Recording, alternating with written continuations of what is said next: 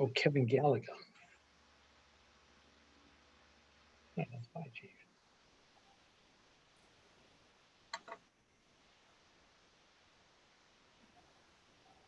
Says about 20 seconds, Joe.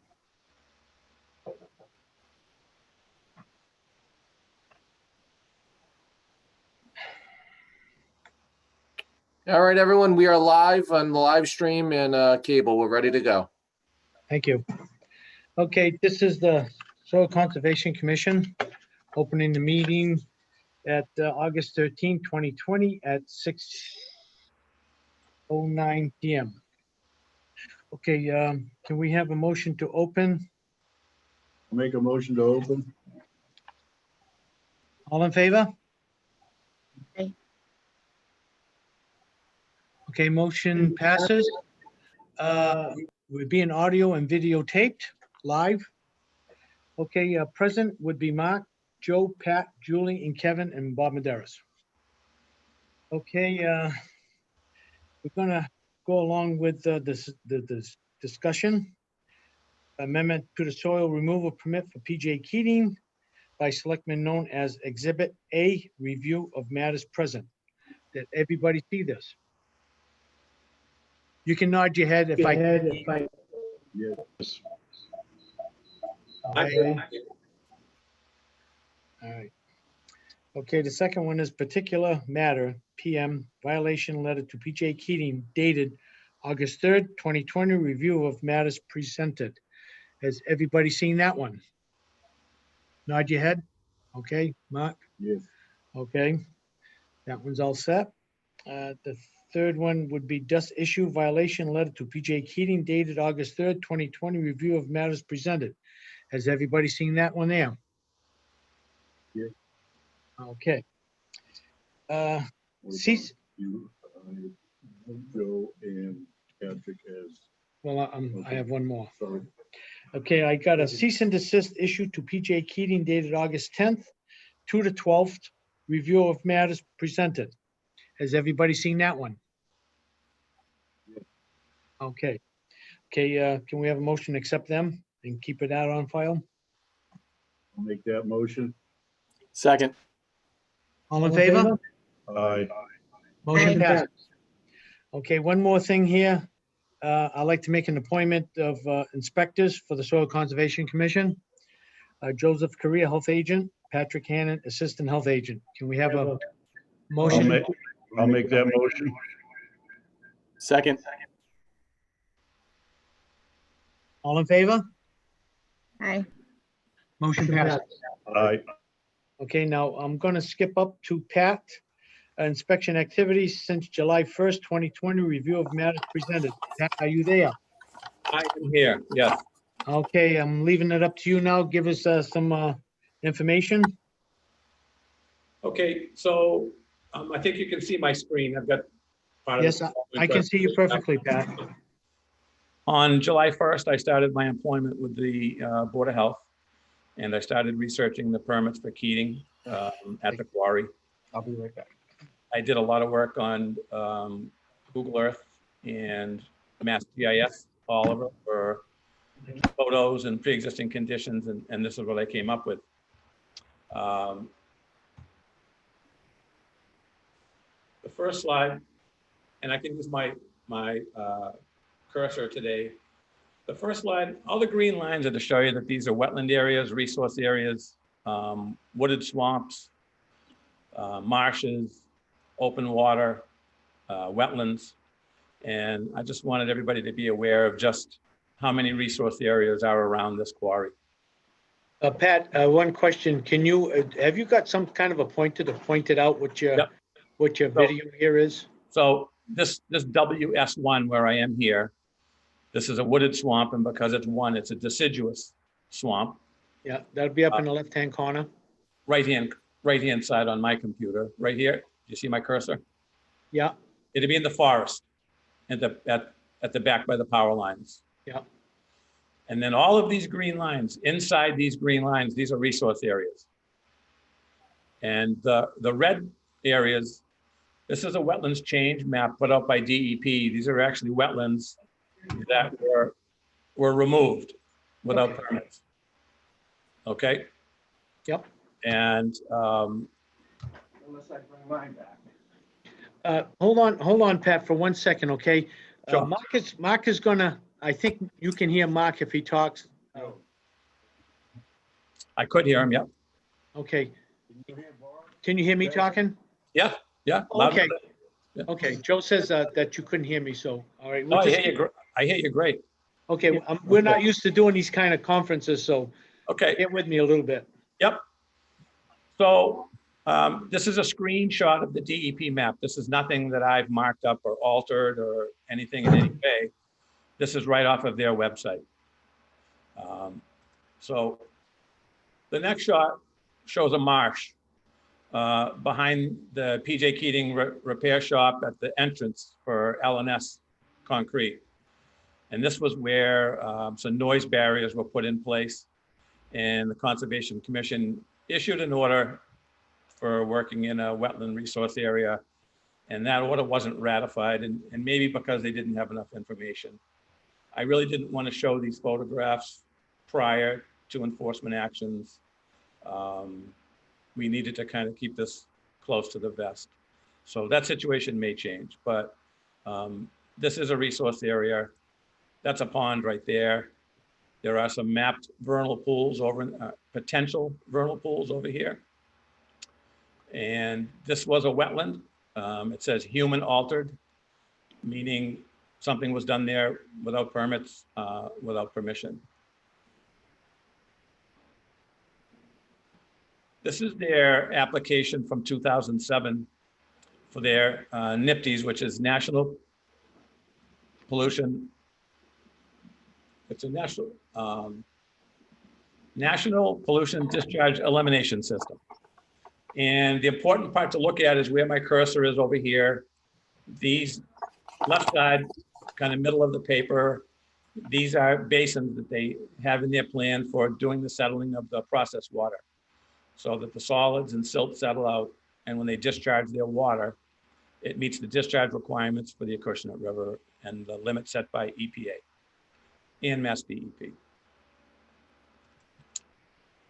This is a 2008 DEP map showing those basins in place. Near the bottom right-hand side, you'll see the WS1 with the green around it. That's a deciduous swamp, and this is in 2008. In 2013, that wooded swamp's been removed. Keating took that swamp out without any permits. They cut it out and actually took material out of there and then filled it in. And also in the 2013 imagery over here where the basins were, they're no longer there. They've been taken out. And Keating would have had to have filed a modification to their NPDES permit when they did this. When I came on board with the town, I sent a letter to Keating asking for any updates they had made to their NPDES permit or SWIP permit. And I asked for some other documents to check compliance with the discharge of the water, their erosion control inspections, and some other documents. And that was answered by a letter from their lawyer saying that my request was overly broad and it was harassment. This was my first week on the job.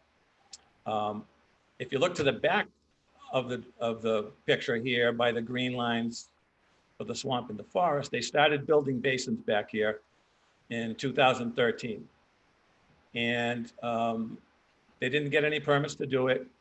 They didn't file any notifications with EPA that I can find electronically online.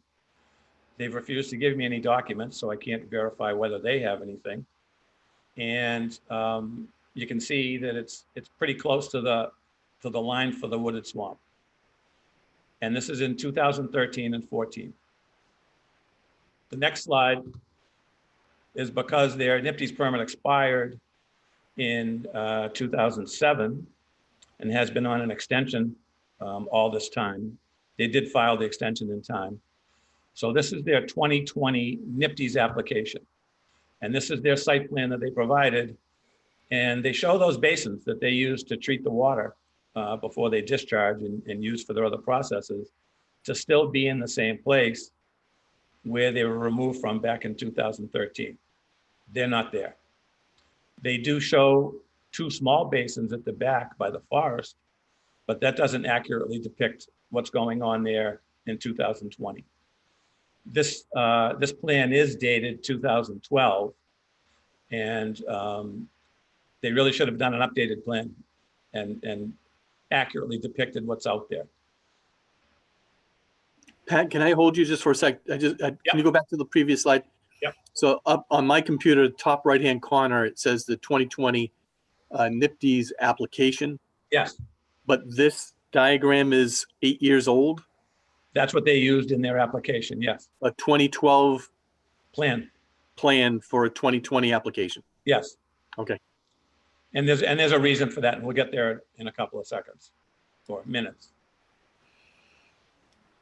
So also in their NIPD's plan, and I've been talking with EPA since I came on the job, and EPA sent me a copy of their application. And with their 2020 application, there's a package called a fact sheet. And in the fact sheet, they pull together the finer points of what they're doing. So if you look at this, the big thing for me is that they can discharge up to 600,000 gallons per day to the Acushnet River of their water. And they have a basin towards the front of the property by the street called Basin 1A. And on my first visit, Basin 1A, the water was extremely turbid and silty. It was gray in color. And I noticed that it was being used for tire rinsing, dust suppression. So when the water truck draws water out of Basin 1A, it's picking up dirty water, and it's using dirty water for dust control. And you're just putting dust on top of dust when that water dries out. They're allowed to pump from 1A to Basin 1C, which is the basin at the very front of the property and is the subject of the second wetlands violation. The Wetlands Protection Act says that you can't use a wetland as a stormwater control. And on plans on file with the Wetlands Conservation Commission, it shows that Basin 1C actually is a wetland. And this was a plan prepared by P.J. Keating's engineer for P.J. Keating in 2010. So they really shouldn't be using that basin. And because it's a wetland, it has a buffer zone of 100 feet all the way around it.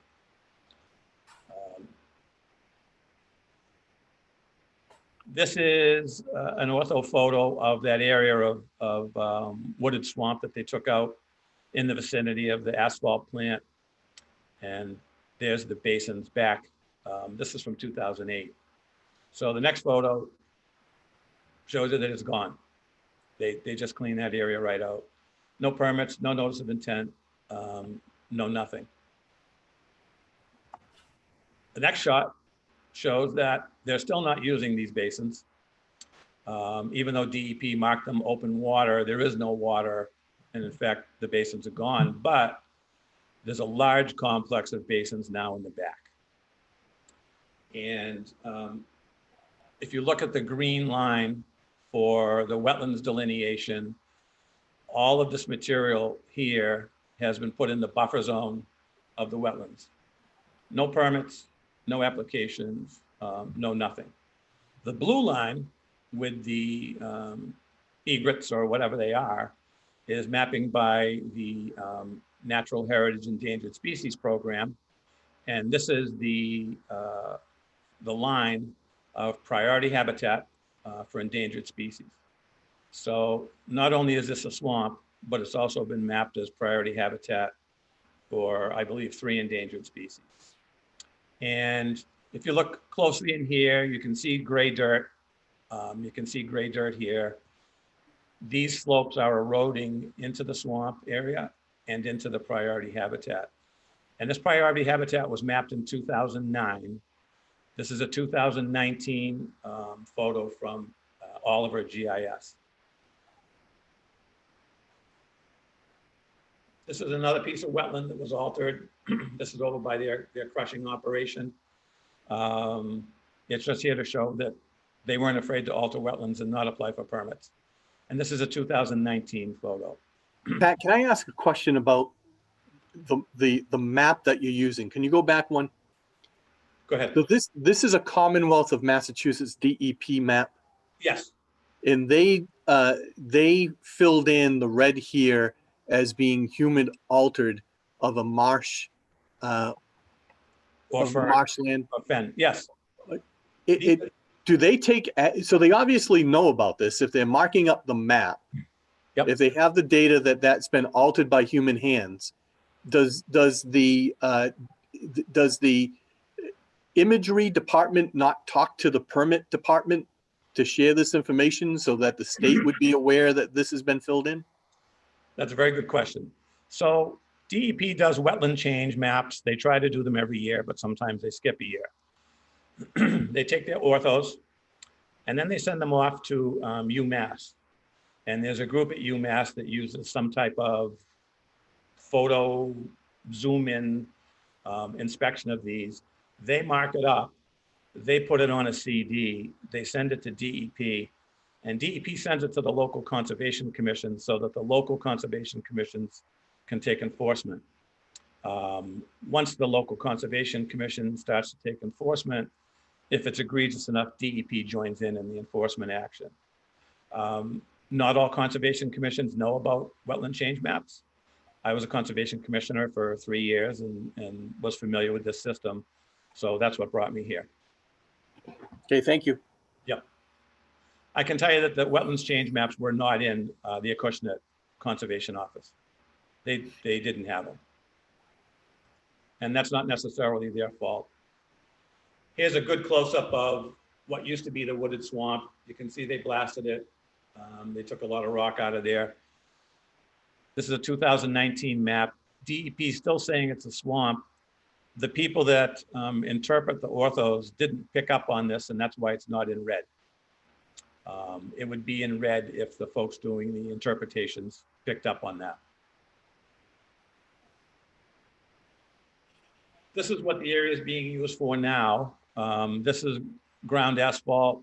This is what they call wrap, the big pieces of asphalt that come in to be ground up and mixed into the plant. In their NIPD's permit and in their SWIP permit, they say that they control dust by temporarily covering stockpiles.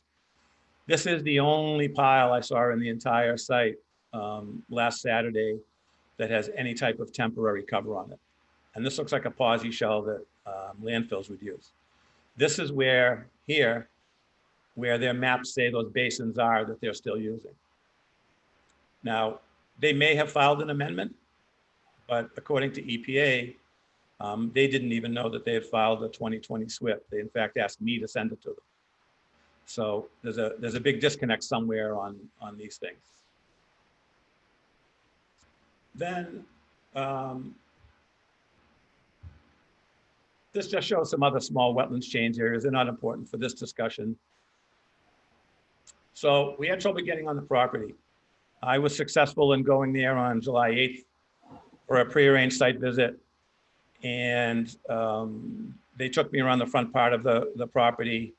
I started asking some questions about ponds, and I was informed that they had filed a new SWIP, stormwater pollution prevention plan. So I cut my visit short so that I'd be working with current information after I reviewed their 2020 plan. Mr. Vigneault from Keating sent me the 2020 SWIP. I went through it and I realized that it was marked draft and that it's not signed by anybody. So that 2020 SWIP is not in effect. And I should have continued my inspection based on the 2007. So then I went back another day with Marilee about the wetlands violations. And we went through the parts up by the front of the property. But when we went to go out back to inspect the quarry, they suddenly told us we needed steel-toed boots, and they wanted us to sign a release. And in the release, there's a paragraph that says that we release Keating from anything that we find. If we see anything or take any pictures, it can't be used against them. We're the permitting authority. We shouldn't have to sign a release to go in and do an inspection. So we refused to sign it and left and said we would be back after town council reviewed that. Town council reviewed it. He said we didn't need to sign it. So I went to go back again, and Keating sent a letter through their attorney that they didn't want me on their property, that having been there twice to do an inspection for about an hour each time, that I was harassing them. So we went to the drawing board on how to get on their property. And we decided to put a drone into use. And we took aerial photos with a drone on August 3rd. And this is a photo from the drone. And this is the basin system that you saw out in the back by the wetlands, by the priority habitat. Their NIPD's plan and their SWIP plan says that they have to prevent erosion, that they have a SWIP team that goes around and makes weekly, monthly, quarterly inspections, looking for erosion problems, looking for ways to make it better. This is nothing but erosion. None of these slopes were stabilized. All the slopes are too steep. The next picture is a good close-up of all of the erosion on the slopes. This is actually sediment flowing out into the priority habitat towards the swamp. You can see another little flow into the swamp and habitat here. And it's full. I mean, it's full right to the edge here. And these are silt ponds, and whether it's become a silt storage area or not, we're really not sure, because they haven't wanted to answer any questions for us either. So the next one shows the build out of those basins. And it just shows you how close they are to the priority habitat, right up that blue line. And if you look at the color of this dirt and look at the color out here, it's the same dirt eroding and going out into the habitat and the swamp. Here's the bad part. There's been a major blowout in the slope here. This silt basin, or whatever they want to call it, overtopped, washed out, and has gone out into the habitat and the swamp. I honestly think that if they were doing inspections and were aware of this, they would have fixed this. This is a pretty serious problem. If we had a 2-inch rainstorm, this whole thing could give away.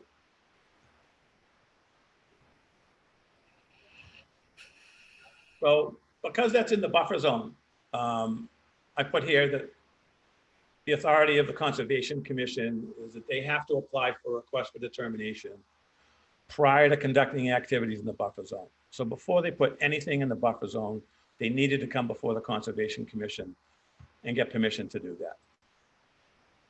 And then I laid in the priority habitat. So, well, I didn't. This is on their map. Again, this is from DEP. I didn't draw any of the lines. This is how close all of it really is. And the priority habitat comes around the corner, and that'll be important in the next picture.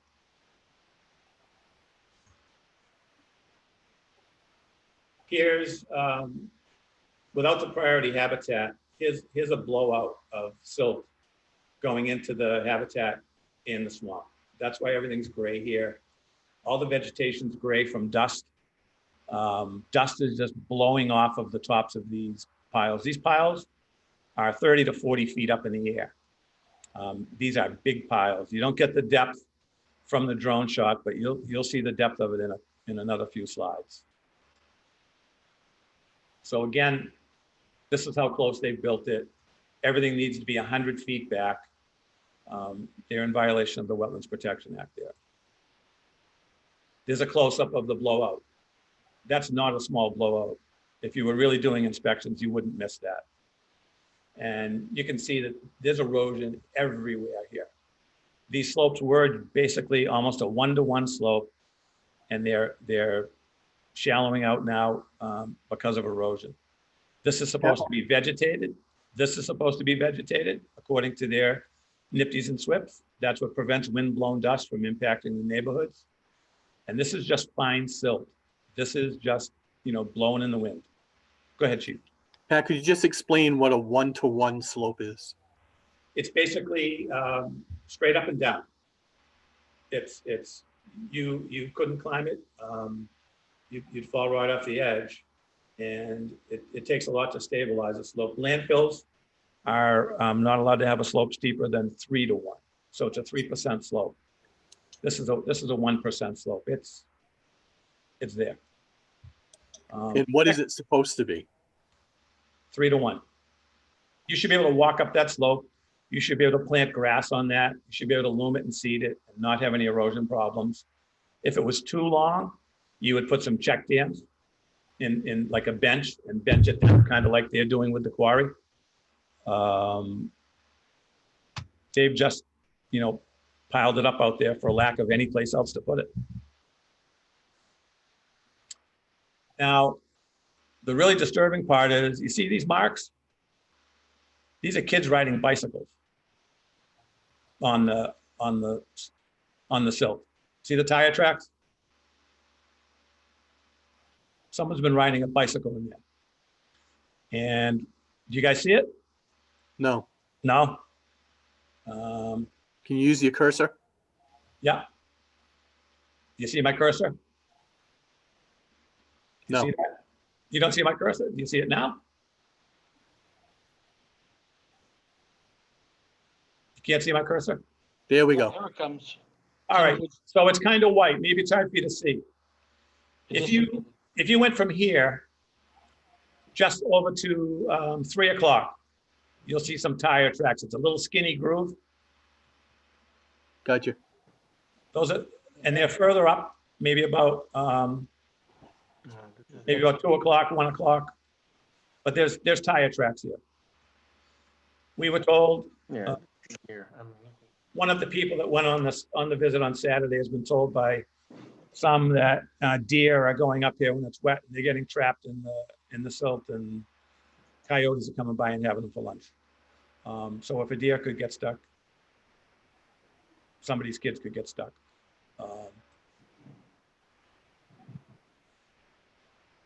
Then, oh, hold on. That's another one. Here's another pile of mixed dirt. This is another silt pile. In the back, you can just see how straight up and down all of those side slopes are and how much erosion there is. You can see there's no attempt to vegetate it. There's no attempt to prevent wind-blown dust. And this is what's getting all over the neighborhoods and all over the trees. I mentioned at the executive session that I was suspicious of these white marks, that this was something other than soil, other than dirt, and that until we could get there, we really didn't know what it was. This is a shot of the backside of that slope running down into the woods, into the priority habitat. Again, no erosion controls, no nothing, just no attempt. This is it going further into the woods. This is actually silt that's flowed from that area right down into the woods, into the priority habitat. One day while I was waiting to be refused entry, I took a picture while they were crushing. And if you can see that fine dust above that belt, that's fine particulate matter. That's dust blowing over towards Clifford Street.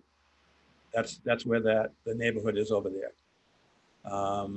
If I could see it from basically the scale house in the parking lot, it was considerable. So obviously whatever dust control they're doing for particulate matter control isn't working. And they are doing something. I did see them, and I'll explain that in a minute. So here's their stone piles. Here's Clifford Street.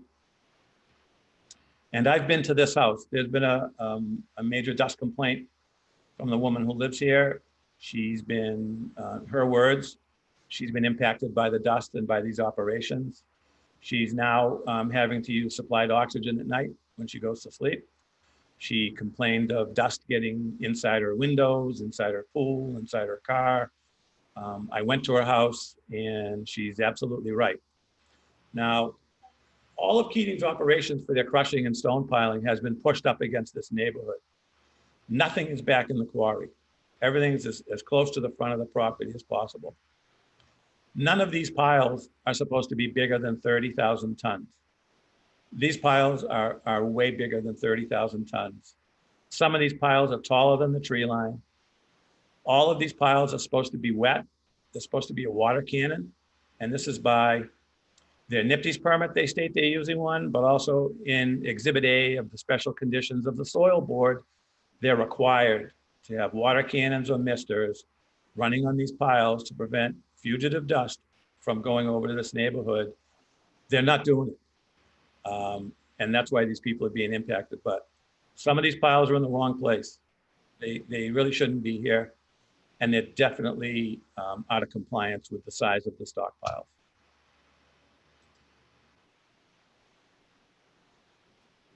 If you look at this corner of the picture right here, do you see this here? On the right-hand side, 3 o'clock. Do you see my cursor? Oh, Yes. well, Right here? I can't Bob. see it. I got the things in the way. Okay, well, Bob, you know where their primary crusher is. Yep.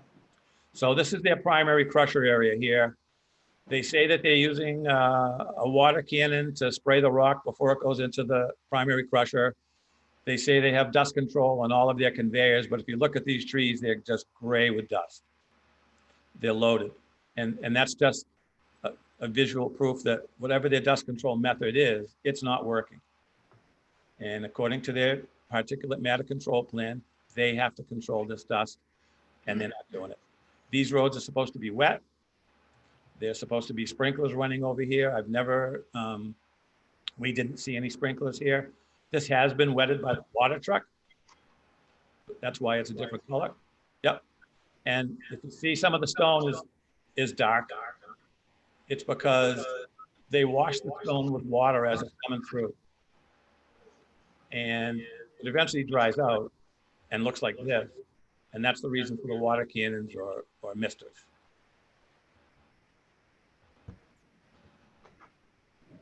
Bob, you know how big that loader is. That's that's a very big loader, and it looks awful small on that, what's supposed to be a 30,000 ton stockpile. They're way over their limit here. And this is taller than the tree line. And that's why the dust is going over here to this house, and further down the neighborhood. When I made this presentation for the selectmen the other night, the building inspector was there, Jim, and Jim commented that when they did the roof on the senior center, it didn't occur to him then, but there was a load of dust on the roof of the senior center. And that's how far this fine particulate matter carries.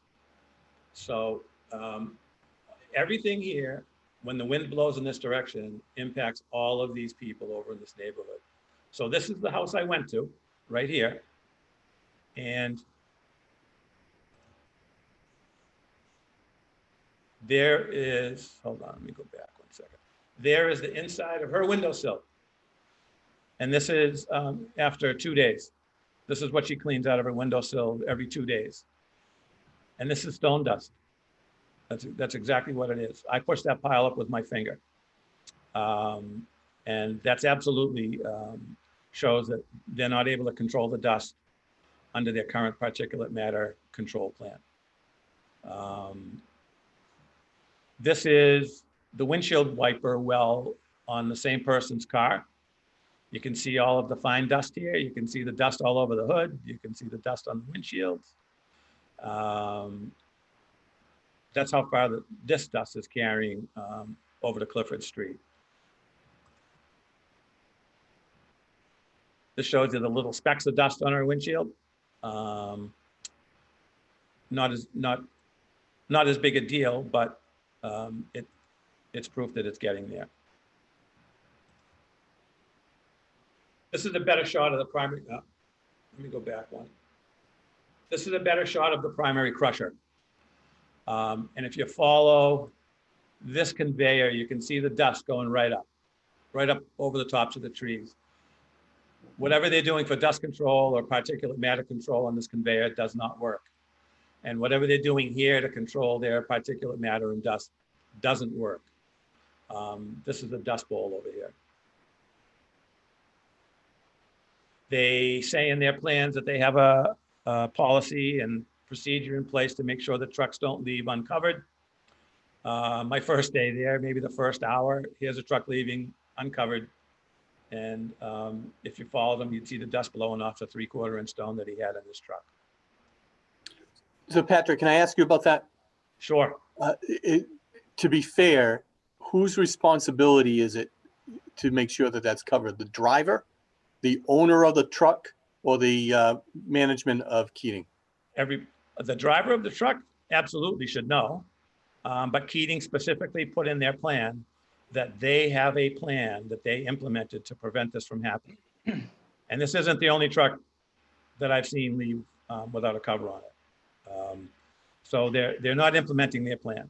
And I agree, Chief, the job's only as good as the person who does it. And whether the truck driver was on the phone with somebody and forgot, but the scale house sees the trucks before they leave. They pull up to the window, they get their weight ticket right by the driveway. I don't think it would be too hard for them to look and see if the canvas was back on the truck. If those arms are forward, which you could see from the scale house, you would know that the canvas isn't on because those arms would be all the way back here. This is a pretty basic thing. I drove a truck, I've done it, but Keating says they have a plan to prevent it. When I was there on July 8th to do my limited site visit, I noticed, excuse me, that housekeeping is a major issue on this site. There's silt and dirt all over the site. And this is Mr. Vigno. I was with him and Mr. Turgeon, the quarry manager. And I mentioned that, you folks have a housekeeping problem and that you're kind of your own worst enemy. And Mr. Vigno informed me that they weren't willing to do any housekeeping until their asphalt mix plant was up and running and that it would be up and running soon. So that was the response to that. But the general condition of the site is like this. And every time it rains, all of this silt and sediment washes in either to stormwater controls or actually out into South Main Street because they don't have a catch basin at the end of the driveway, or it washes into the outfall and goes directly to the Acushnet River untreated. And that's a violation of their NIPDs and their SWIP.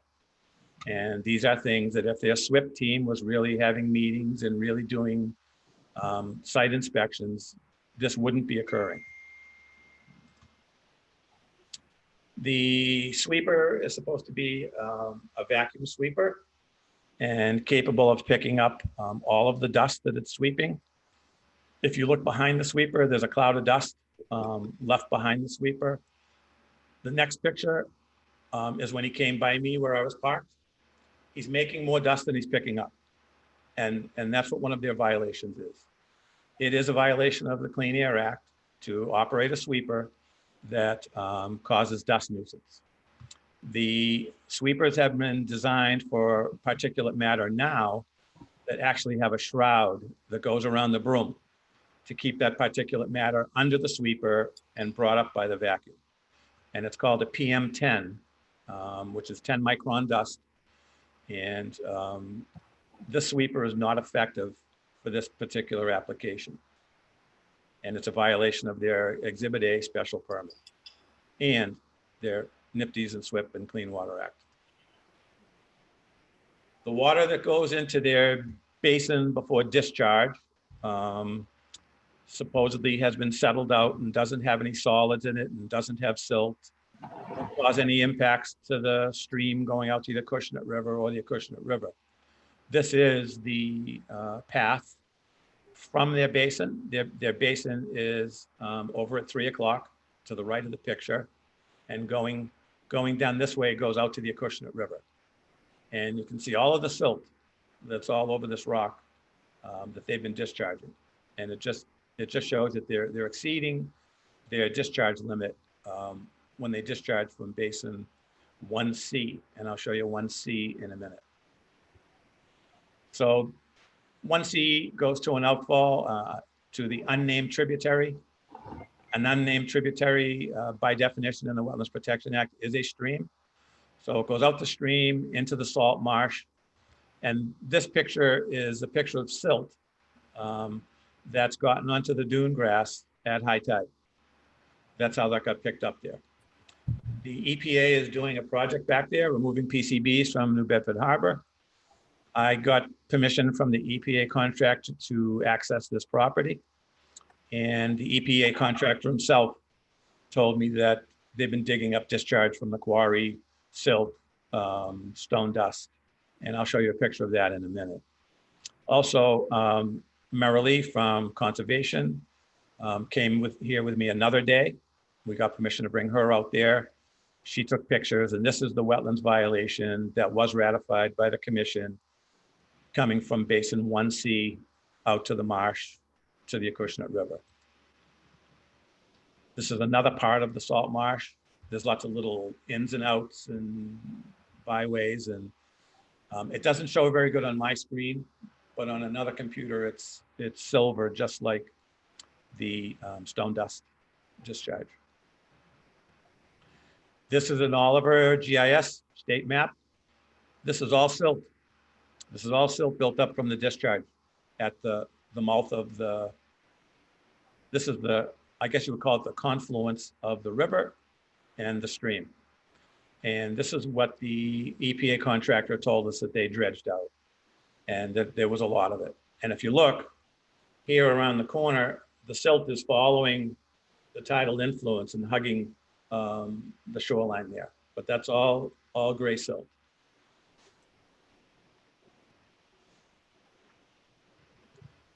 Keating in their NIPDs and in their SWIP, their stormwater pollution prevention plan, says that all stormwater goes to their quarry or to their basins.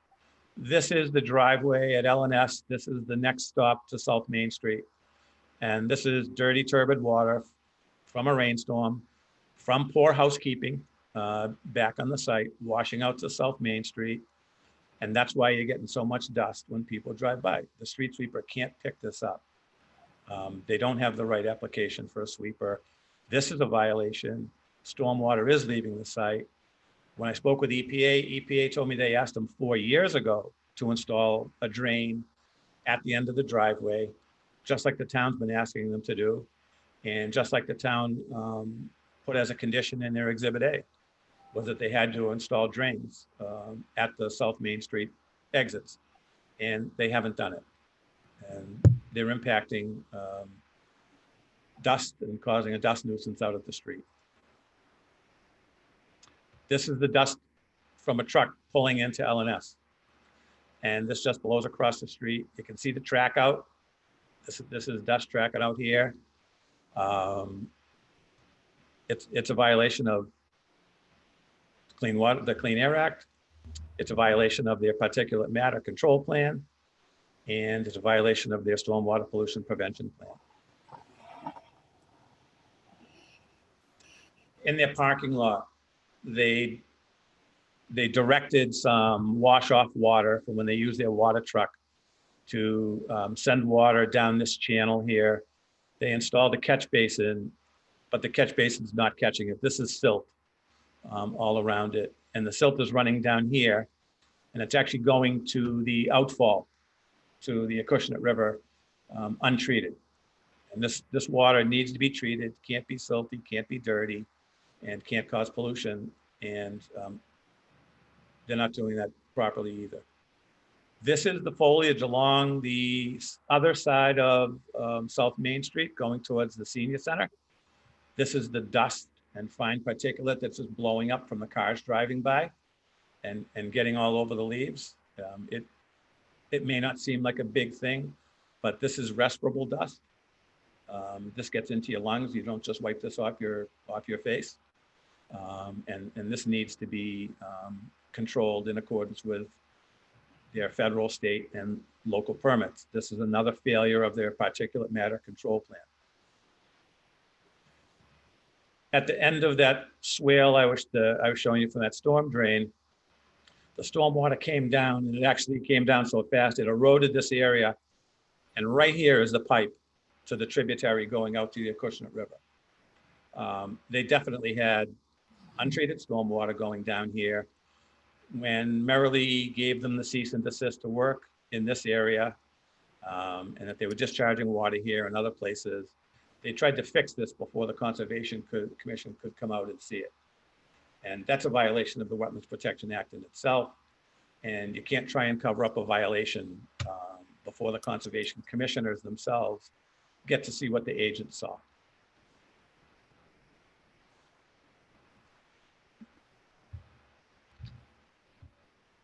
This is where the water comes out of their Basin 1C after it's been treated and settled down.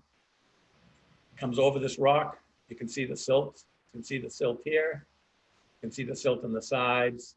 All these silver rocks back here is siltation from the water. And this is beyond their settling booms and treatment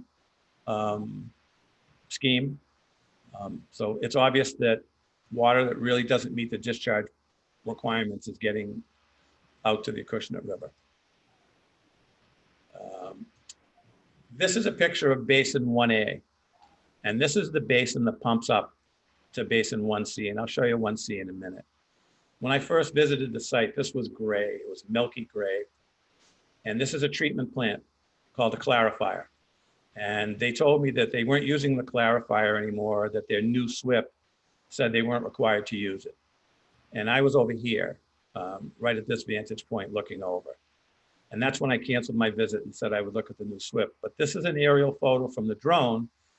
And now they're in here working on their clarifier plant.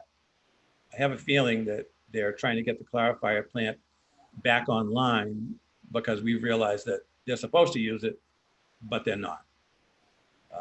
And if they weren't using it, that's the biggest reason for their discharge problems. And this is a pretty good shot of the back half of the quarry.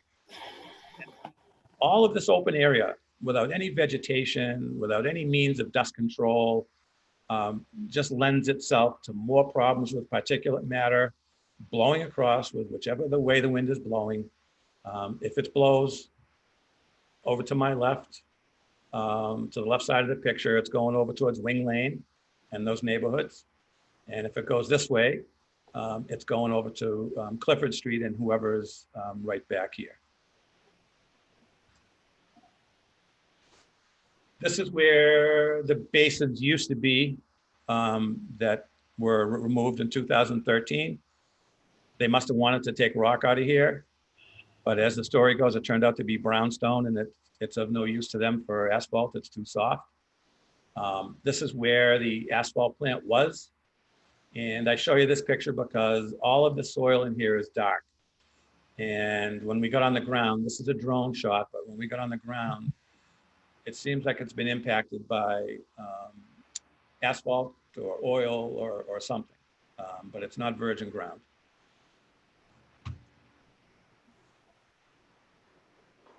This is how big that basin is in the back. And this is probably a good 50 feet in the air. It's higher than the tree line. And again, no slope stabilization, nothing but erosion. And the wind is just taking all of the dust off of here and blowing it in whichever neighborhood is downwind. And this is all fine particulate matter. This isn't, you know, crushed stone or stone dust. This is smaller than the particulate matter in stone dust. And I would say all the way down to, you know, maybe 2.5 microns. And 10 microns is smaller than a human hair. That's how small it is. So the reason I show you this map is that this blue line here, and this is Basin 1C right here. This is what they pump, and you can see the color of Basin 1A in this map. And this is what it looked like when I was there on July 8th. And this is what they told me that they did their washings, their dust control, street sweeping, all of those things. And the street sweeper was filling up with dirty water and sweeping the street with dirty water. And they're doing dust control with dirty water. So supposedly this gets clean enough to discharge it to 1C. And this little tiny basin here serves supposedly as a final settling and polishing basin so that the final solids settle out and make it a legal discharge. I don't know how you put 600,000 gallons a day that it stays in here long enough to be treated. And if you look at the color, it's the same color. But this blue line shows you that this basin and these areas are connected to the Acushnet River. And because it's connected to the Acushnet River and it caused an impact to the Acushnet River and the salt marsh, it's an after the fact jurisdiction for the Conservation Commission. And now the Conservation Commission can assert jurisdiction over any activity outside of the resource area or buffer zones that impacted that area offsite. So layman's terms, the Conservation Commission now has jurisdiction over all of the stormwater that comes off of this site. And the stormwater regulations in place by the state and by EPA are minimum standards. The Conservation Commission has the right to increase those standards and to do whatever it takes to prevent that discharge from happening again. So that's why the Conservation Commission has made some recommendations in their wetlands order that was ratified by the commission. And they've ordered PJ Keating to retain a certified erosion control specialist, third party, to come in and put together a stormwater control plan, erosion control plan, and to also be the party that does those stormwater control inspections. Keating has a requirement in their permits to file a stormwater report every time there's 1/10 of inch of rain or more. I doubt that they exist. I can tell you that I was a contractor and I don't think that I filed a stormwater report. And in our case, it was after 1/2 inch of rain or more. I would say that that's something that a lot of contractors don't do. And it's kind of low hanging fruit when regulators come in, they ask if you have stormwater reports. But for a site this big and as impervious as this site, that 1/10 of an inch of rain is probably an awful lot of water and an awful lot of things moving around. So it's the conservation agent's feeling that Keating can't manage their stormwater, that they can't manage their inspections, and that this needs to be done by a third party that reports these results to the town.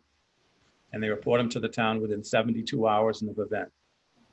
And the town has a heads up when things happen and can take quicker action than seeing all of this 3 years later.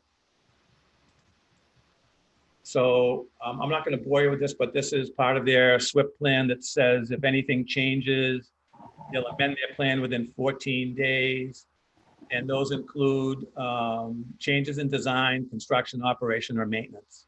So by eliminating those basins back in 2013, that required an amendment to the SWIP plan. We have no way of knowing if that's been done. Keating doesn't want to give us those documents. I asked for those documents in a letter, and that was another letter from their lawyer saying that my request was overly burdensome, too broad, and that we were harassing them. And I don't know how you can check compliance without getting the compliance documents. The next thing talks about material they dredge from their basins, their sediment. And right here, it says, once the material dries, it's moved to the recycle area, to the north of the silt storage area. I would like to know what they recycle that into, because everything I find and everything that I know, their silt is classified as mining waste. If you can't recycle it, it's waste. If you can't sell it, it's waste. If it's unusable, unwanted, it's solid waste. And that's Massachusetts regulations. And these are words from their plan. These are not my words. Nothing in this presentation is my opinion or my feeling. These are taken strictly from their permits or from EPA documents or DEP documents. So Keating put together this management plan, and here they clearly say that they'll minimize erosion of the stockpiles from stormwater and wind via temporary cover. We haven't seen any temporary cover on an awful lot of areas, and that's the big problem here. Keating will prevent upslope stormwater causing erosion, and they'll minimize sediment and stormwater of stockpiles using sediment controls. There are no sediment controls around any stockpile on the entire site. Zero, nothing there. In applying for their general permit, they had to document and certify that there would be no effects on endangered and threatened species. I don't know how truthful they were with that, because downstream for their stormwater discharges and other related activities, there are no endangered or threatened species. But also in their stormwater pollution plan, it states that stormwater does run off of the back of the facility into the woods, and that they own 175 acres of woods, but they fail to write that 175 acres of woods contains endangered species habitat or endangered species. There's an omission there, and they didn't qualify for this permit if they didn't have that omission. So they're in violation of that. This was the end of the presentation I made to the selectmen, and I just wanted them to see a closer look of the sedimentation at the Acushnet River. The next part here is when we went in with the search warrant on Saturday. So Keating has a beneficial use determination, which is called a BUD, issued by DEP Solid Waste to accept shingles, roofing shingles. And they're allowed to grind up these asphalt roofing shingles and mix them into their asphalt plant and recycle it as new asphalt. And they're allowed to shred it and mix it with other aggregate and make road base out of it. So according to this, PJ Keating will post a sign at the shingle storage areas saying that they only accept non-asbestos containing shingles. And I can honestly tell you that there were no signs. There's no signs anywhere about this. And then it says that all shingle materials delivered to, stored at, and processed at, and managed at the facility. And this permit covers both the Lunenburg and Acushnet, and that's why it says at each facility, shall at all times be adequately wetted in order to prevent potential airborne dust particles. And that it's especially important when they're unloading it and processing it. And then it says that they'll also implement best management practices in its handling and management of the described asphalt roofing shingle materials. I don't know if that would be considered best management practices. I ran solid waste landfills that look better than this picture. This stuff has just been dumped here, and it's not covered, it's not wetted. It is subject to, windblown dust. Because this material got so dry, if you look over in here, these shingles have become friable, and they break into tiny pieces. And I operated a waste transfer station that accepted asphalt shingles. I had to be a licensed asbestos inspector to accept the shingles. I had to take random samples for asbestos to prove that they weren't asbestos containing. And they're allowed to have 25,000 tons of unprocessed asphalt shingles on site. That's one pile. And if you look at the size of the car to the pile of shingles, and this is another pile over in here, and I'll show you another picture of that. And that's a good shot of how big one of their silt piles is in the back. Everything is way up in the air and just making dust available to travel quite a distance in the wind. So that's a duplicate slide. So here's a picture going up a hill where they've pushed this material up with a bulldozer. It's a good 30 feet in the air. And this is a second pile of supposedly what could only be 25,000 tons of shingles. They are absolutely in violation of their beneficial use determination. And because they're in violation, this is illegal disposal of solid waste. This has been disposed of. If you didn't treat it according to the BUD, This is solid waste. It came in as solid waste, but because it was being recycled and handled in a specific manner in accordance with a permit, it wasn't considered solid waste until this happened. So this is a pretty serious violation. The beneficial use determination allows them to take two kinds of shingles. And it's a post-consumer tear off, meaning somebody bought it, it went on their roof, and 20 or 25 years later, it got ripped off. And they're allowed to take a pre-consumer off spec.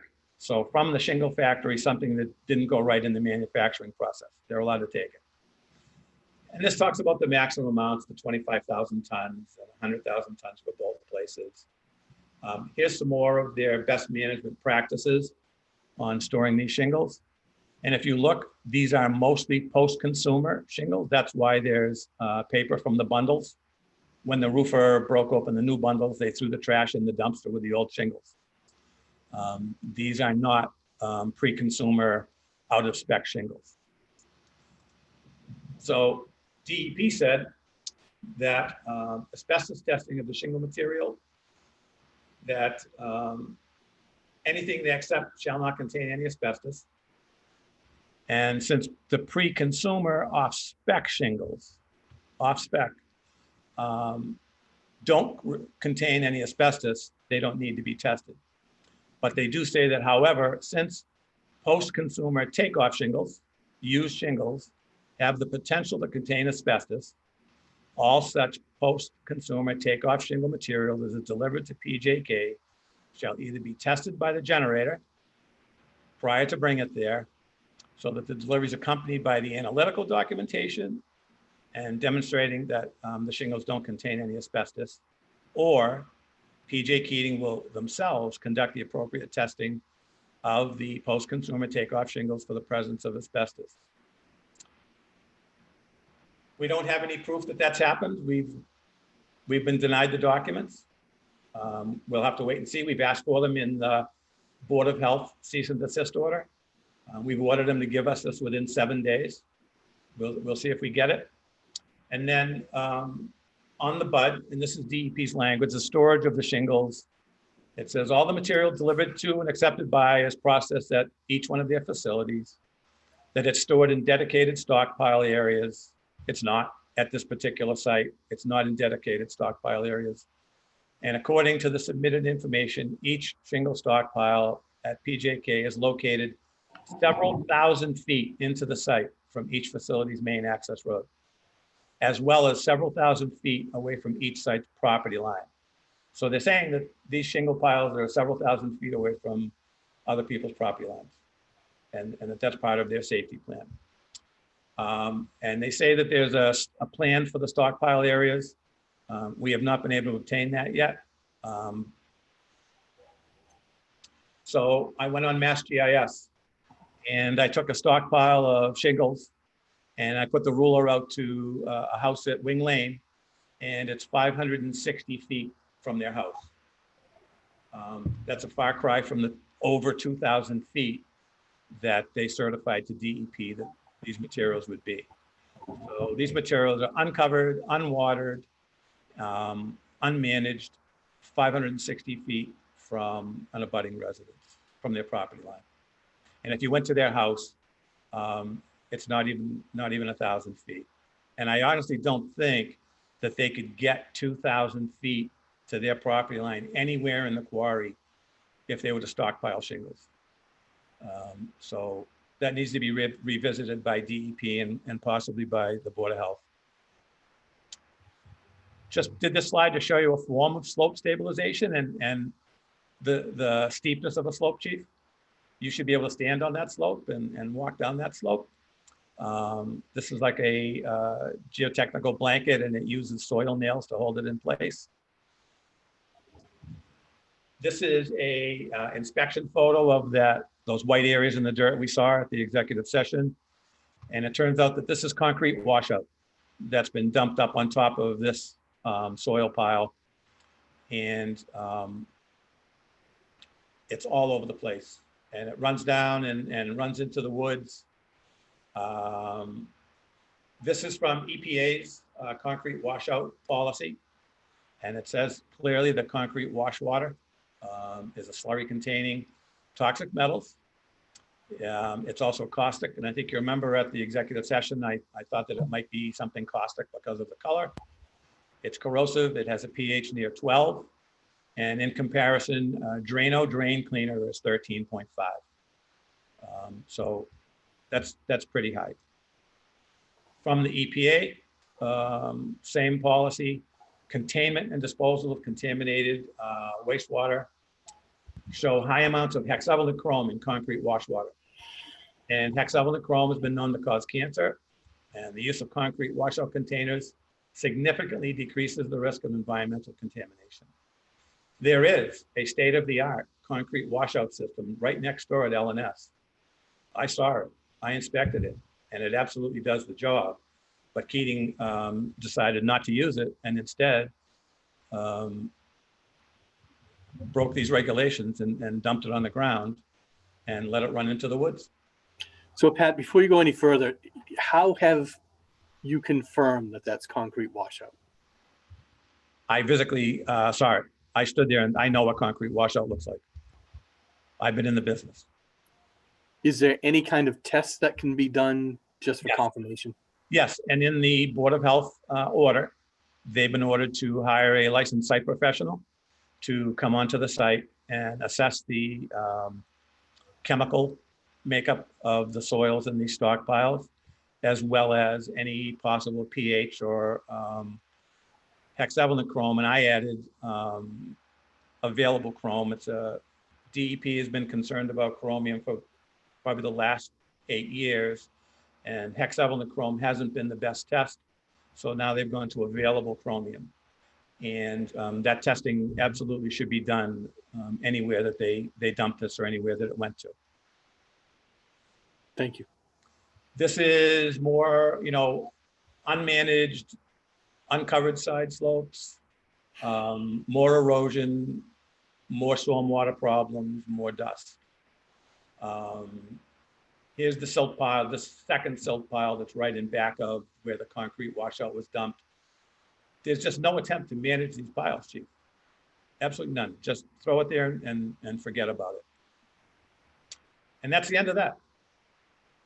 That's all I have for tonight. There was other information that we don't want to share yet. It's still going through town council. And as soon as town council finishes doing what they're doing, we can, make those pictures available to the public. But for right now, they need to stay in-house and can't go out over Zoom. So basically, my takeaway from the inspection is they're really not in compliance with anything. And they've got a lot of work to do to get their dust under control, to reduce the size of their stockpiles. In the Board of Health plan, we've ordered them to submit a stockpiling plan to have the locations of the stone stockpiles approved by the town. And that would involve being approved by the soil board as well under your particulate matter control plan.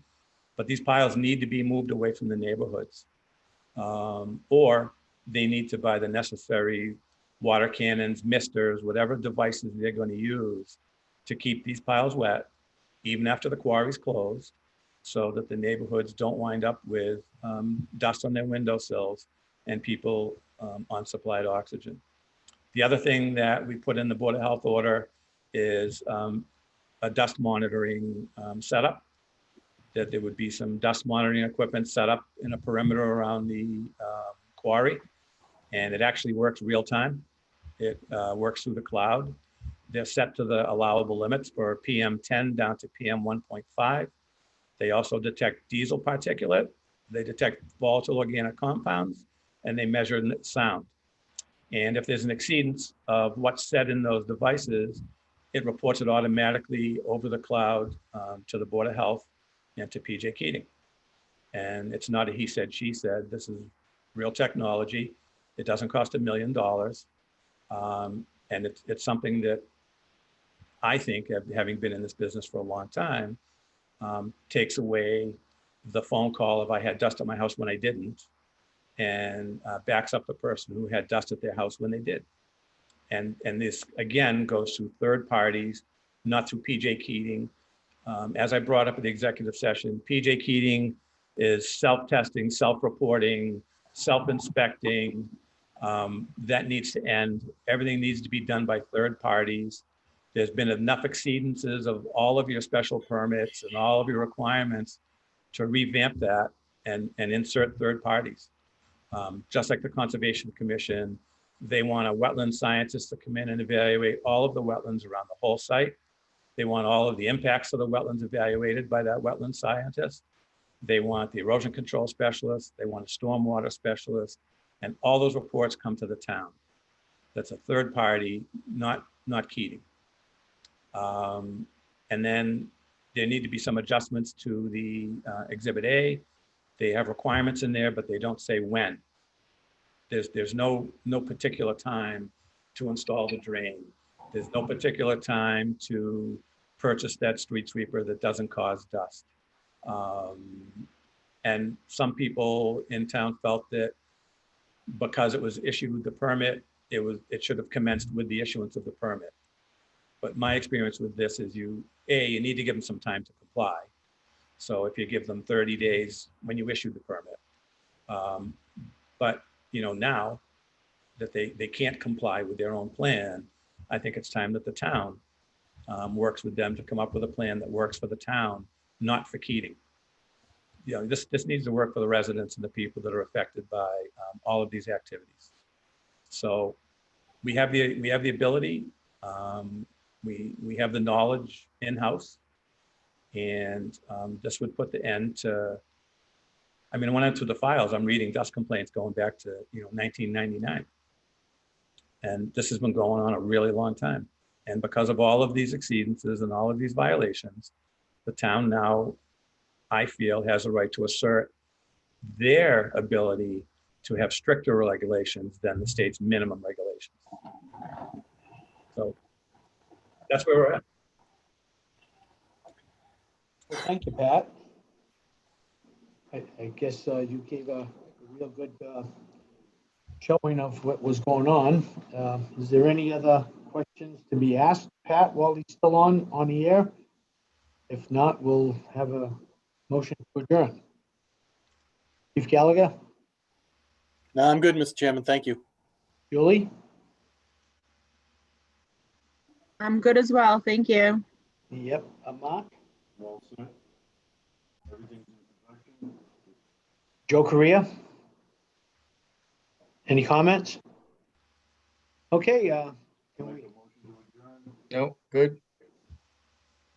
all in favor? All in favor of adjourning? Aye. Motion passes to adjourn. Thank you, Pat, for, Have a good night. yep, thank you. Hey, Pat. Thank you. 7:20, meeting's ended.